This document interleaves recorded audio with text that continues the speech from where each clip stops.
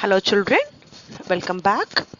Hope you're all fine and safe and having good food, getting nourished by parent. Good. Stay safe, stay healthy. Children, in this class we are going to read about the we are going to discuss about the new words of a new lesson, namely states of matter. Okay, if you look around, the things which is there around, it will be basically in three states. Okay, it means three forms. It may be either solid or liquid or gas. Okay, it will be only in how many forms, children? In three forms. Okay, so about that we are going to read in this lesson, which we call it as states of matter. Okay, see, one state of matter, that is one form of matter, can be changed into the other form. Okay, one form of matter can be changed into the other form. Okay, see, if solid solid form of matter, if it directly changes into gaseous state without becoming liquid, it is called as sublimation. Okay, it's very simple. Solid form of matter into the gaseous state without becoming the liquid state is called as sublimation. Okay, and the second one, you should know what is meant by matter. Okay, anything, if it occupies the space and has some mass means weight. If anything, if it has some mass and occupies space, it is called as matter. Okay, is that clear? Anything which has mass and occupies space is called as matter. Okay, the process by which solid directly changes into gas without becoming liquid, it's called as sublimation. Then evaporation.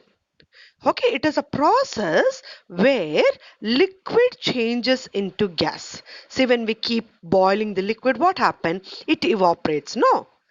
It becomes gaseous state and it evaporates, right? That is called as evaporation. Okay, the process by which a liquid changes into a gas. Okay, and if all these changes, say for example, solid into gas, if it comes back to the solid state, okay, then solid to liquid to gas, if it comes back to the liquid state, if it comes back to its original state, it is called as reversible change. Okay, a change in which a thing can be brought back to its original position.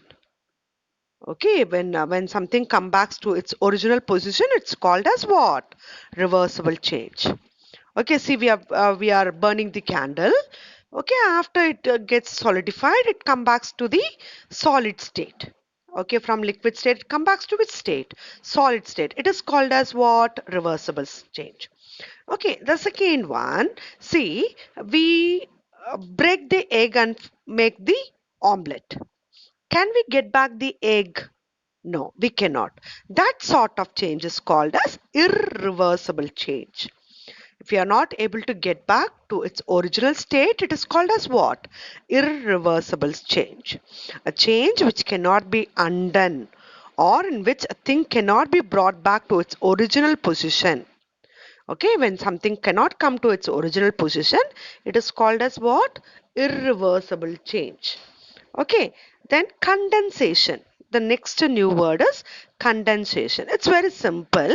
When gas changes into a liquid, when a gaseous state of matter changes into liquid, it is called as condensation.